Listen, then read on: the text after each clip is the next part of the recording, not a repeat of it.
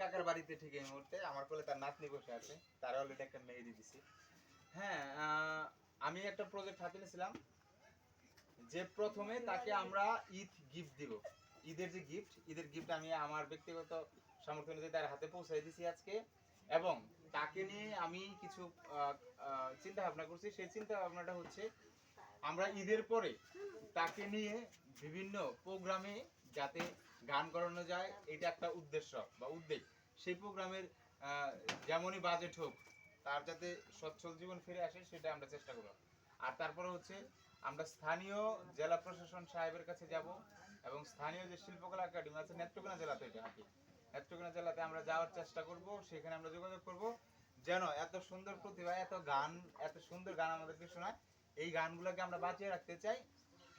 তার জন্য পরবর্তী সময়টা খুব ভালো যায়। হ্যাঁ, তার জন্য যাতে একটা বাউল বয়স্ক ভাতা করে দিতে পারে সেই ব্যবস্থা আমি করব। আর এছাড়াও আজকে তার সাথে আমরা একটা আত্মার সম্পর্ক আমি তৈরি করে দেখলাম, একটা পারিবারিক সম্পর্ক। আমি যে কোনো সময় তার বাড়িতে আসবো, কোনো অসুবিধা আছে? আসবো, থাকবো, খাবো, গান করবো তার সাথে। হ্যাঁ, না না না না, আসবো, থাকবো। আজকের সম্পর্কটা আমি একদম ফাইনালি অফিসিয়ালি করে নিচ্ছি। তার যদি একটা বড় নাতনি থাকতো আমি হয়তো একটা বড় টার্গেট নিতাম। যাই হোক, তবে আমি তার বাড়িতে আসবো, থাকবো। তাকে নিয়ে আমার ইচ্ছা আছে, যদি কোনো মিডিয়াতে, কোনো টিভি চ্যানেলের ইন্টারভিউ আমাকে অনেকেই বলেছিলেন, ঈদের পর হয়তো তাকে আমি নিয়ে যাওয়ার চেষ্টা করব। জানি না পারবো কিনা, তবে আমার ইচ্ছাগুলো আমি আপনাদের কাছে পোষণ করছি। তবে আমার অদম্য শক্তি আছে, আমার সাহস আছে, আমার চেষ্টা আছে। তাকে নিয়ে আমি একটা ভালো কিছু করতে চাই।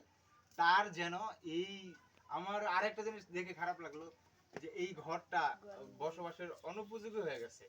আমি দেখি তার জন্য কিছু করতে পারি কিনা, তবে আমি চেষ্টা চালাবো। আপনারা যদি আমার সাথে থাকেন, আশা করি আমি পারবো।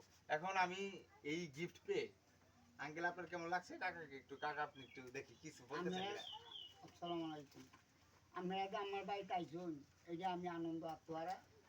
আর আপনারা এটা থেকে আপনার বই করবেন, সব করবেন। আপনার কাছে আমার অনুরোধ ছাড়া বয়স বাচ্চার বুড়া মানুষ খুশি হয়েছে? খুশি হয়েছে, আমি আনন্দ আত্মহারা আইসুন।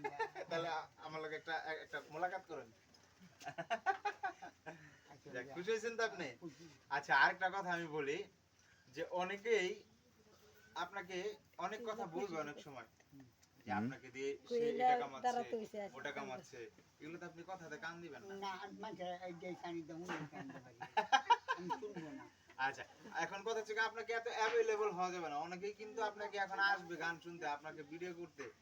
হ্যাঁ, কিন্তু আপনাকে আপনার জায়গা ঠিক থাকতে হবে। আমার জায়গাটা আমি আছি, আপনার জায়গা ঠিক থাকতে হবে। আশা করি আপনার আমি একটা ভালো জায়গায় নিয়ে যেতে পারবো। ঠিক আছে?